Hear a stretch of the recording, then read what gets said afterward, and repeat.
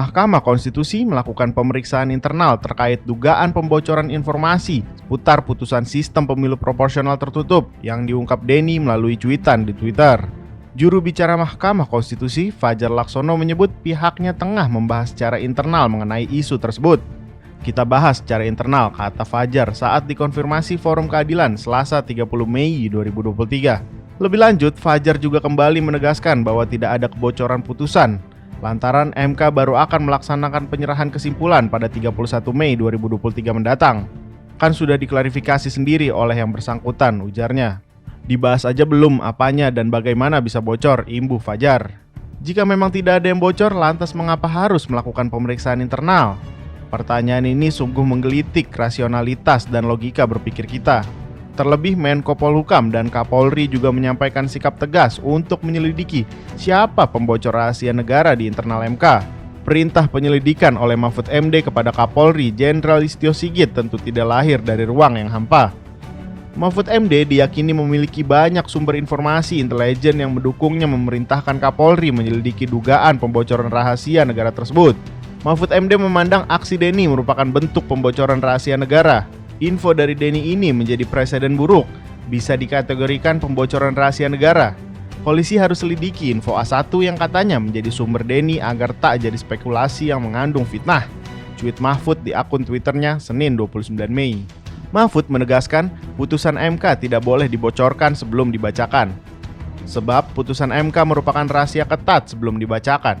Putusan MK itu menjadi rahasia ketat sebelum dibacakan, tapi harus terbuka luas setelah diputuskan dengan pengetokan palu vonis di sidang resmi dan terbuka, jelas Mahfud.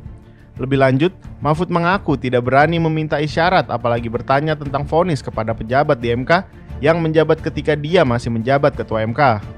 Mahfud juga mendesak MK dapat menyelidiki sumber informasi dari Denny Indrayana tersebut. Saya yang mantan ketua MK saja tak berani meminta isyarat, apalagi bertanya tentang vonis MK yang belum dibacakan sebagai vonis resmi. MK harus selidiki sumber informasinya, tandas Mahfud. Kapolri Jenderal Listio Sigit Prabowo merespon kegundahan Mahfud dengan menyatakan pihaknya akan menyelidiki dugaan kebocoran putusan MK terkait sistem pemilu dimaksud. Sesuai dengan apa yang disampaikan oleh Bapak Menko Polhukam supaya tidak terjadi polemik yang berkepanjangan, tentunya kalau memang dari situasi yang ada ini kemudian memungkinkan, sesuai dengan arahan beliau untuk melakukan langkah-langkah penyelidikan untuk membuat terang tentang peristiwa yang terjadi. Tentunya kami saat ini sedang merapatkan untuk langkah-langkah yang bisa kita laksanakan untuk membuat semuanya menjadi jelas, kata Kapolri. Sesuai dengan apa yang disampaikan oleh Bapak Menko Polhukam, supaya tidak terjadi polemik yang berkepanjangan, tentunya kalau memang dari situasi yang ada ini kemudian memungkinkan sesuai dengan arahan beliau untuk melakukan langkah-langkah penyelidikan untuk membuat terang tentang peristiwa yang terjadi, tentunya kami saat ini sedang merapatkan untuk langkah-langkah yang bisa kita laksanakan untuk membuat semuanya menjadi jelas. Dituding sebagai pembocor rahasia negara, Denny menjelaskan, sebagai akademisi sekaligus praktisi, guru besar hukum tata negara dan advokat yang berpraktik tidak hanya di Jakarta, tapi juga di Melbourne, Australia, dirinya paham betul untuk tidak masuk ke dalam wilayah delik hukum pidana ataupun pelanggaran etika. Bahkan, kata Denny, kantor hukumnya sengaja bernama Integrity, dimaksudkan sebagai pengingat kepada kami untuk terus menjaga integritas dan moralitas. Karena itu saya tegaskan, tidak ada pembocoran rahasia negara dalam pesan yang saya sampaikan kepada publik, kata Denny dalam keterangan tertulis kepada Forum Keadilan Selasa 30 Mei. Denny bilang rahasia putusan Mahkamah Konstitusi tentu ada di MK, sedangkan informasi yang didapat tersebut bukan dari lingkungan MK, bukan dari hakim konstitusi ataupun elemen lain di MK. Ini perlu saya tegaskan, supaya tidak ada langkah mubazir melakukan pemeriksaan di lingkungan MK. Padahal informasi yang saya dapat bukan dari pihak-pihak di MK, tegas Denny. Silahkan disimak dengan hati-hati. Saya sudah secara cermat memilih frasa mendapatkan informasi, bukan mendapatkan bocoran. Tidak ada pula putusan yang bocor, karena kita semua tahu, memang belum ada putusannya. Saya menulis MK akan memutuskan, masih akan belum diputuskan, paparnya. Menurut Denny, dirinya juga secara sadar tidak menggunakan istilah informasi dari A1, sebagaimana frasa yang digunakan dalam Twitter Menko Polhukam Mahfud MD.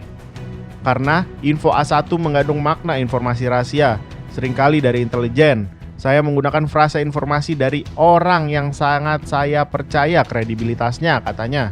Informasi yang dia terima, lanjut Denny, tentu sangat kredibel dan karenanya patut dipercaya. Oleh karena itu pula, Denny memutuskan untuk melanjutkan kepada halayak luas sebagai bentuk public control dan pengawasan publik, agar MK hati-hati dalam memutus perkara yang sangat penting dan strategis tersebut. Ingat, putusan MK bersifat langsung, mengikat dan tidak ada upaya hukum lain sama sekali. Final and binding. Karena itu, ruang untuk menjaga MK agar memutus dengan cermat, tepat, dan bijak hanyalah sebelum putusan dibacakan di hadapan sidang terbuka mahkamah, ujar Denny. Meskipun informasi saya kredibel, saya justru berharap pada ujungnya putusan MK tidaklah mengembalikan sistem proporsional tertutup.